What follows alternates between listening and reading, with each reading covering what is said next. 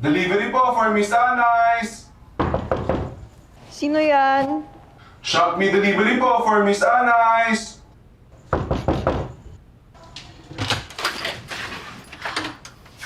Oh! Ito. Naalala ko kasi sabi mo sa akin, wala kang kumot eh. Thank you, ah. Basta kung hindi mo kaya mag-rider kung pipilitin na. Marami pa namang paraan para kumita ng pera eh. Tsaka pwede mo na mabayaran kapag nakaluwag-luwag ka na. Hindi sa isima de paalawa. Chinese ka pala?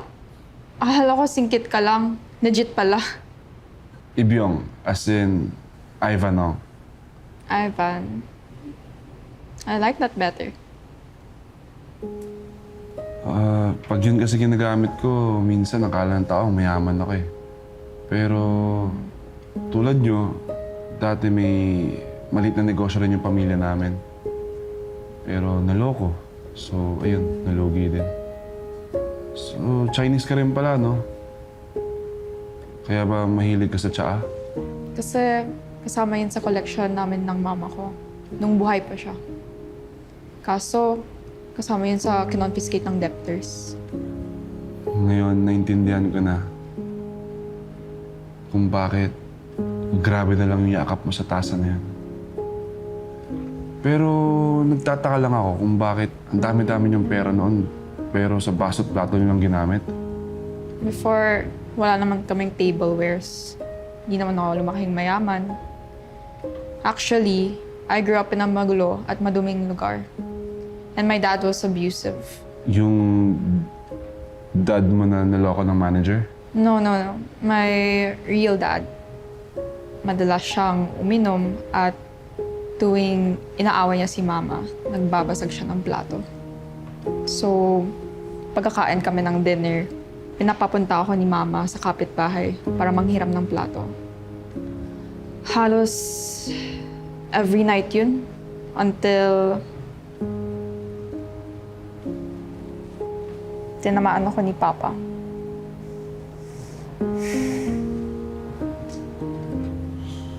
Right after that, nagbalot na si Mama ng mga gamit. And we left home and never looked back. Nagtatrabaho si Mama araw at gabi hanggang na-meet niya stepdad ko. Naging mabait naman sa inyo yung stepdad mo? Oo, sobra. Sobra niya kaming spinoil ni Mama. Lalo na nung nalaman niya yung pinagdaanan namin. Witness ako ng love ni Mama at ng stepdad ko. Posible pala mahanap yun kahit later in life. Sana mahanap ko rin.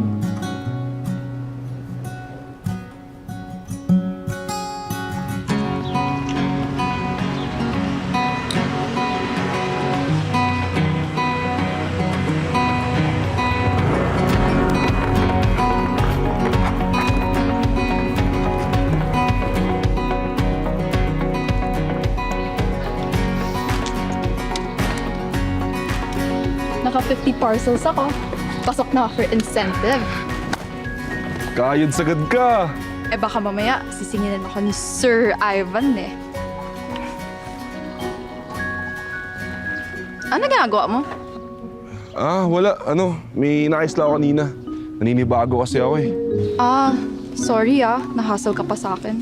Don't worry, pag na-pay ko na utang ko, babalik ko na tong motorcycle sa'yo. Bakit? Hindi ka na babiyahe?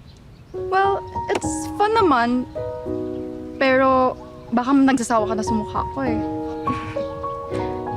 Oh, sige. May biyahe pa ako. Bye.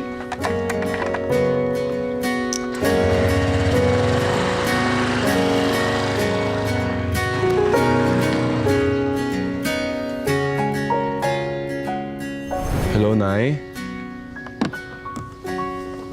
Hindi pa po makakauwi ng Mindoro ngayon, Nay. Pero nag-iipon naman ako.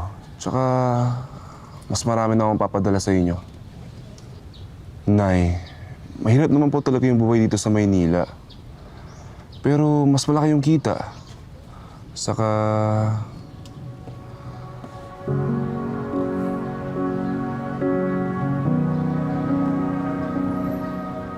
mas masaya ako dito.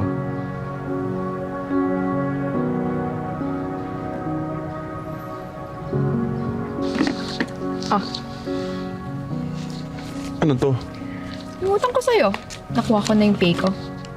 Eh, di mo naman ako kailangan bayaran kagad ng buo ah. Yan yung reason ba't ko to ginawa, di ba? Ah, may surprise rin ako para sa'yo. Ano yun? Shop Me Delivery for Mr. Ivan Ong. Napansin ko kasi may mga butas na yung gloves mo. Kala ko nga anong una, design lang eh. Gumaganti ka lang ata sa pangakasal ko eh. Pero di, salamat. Nagkabala ka pa. You're welcome. Ay, ako rin may surprise ako para sa'yo. Ano yun?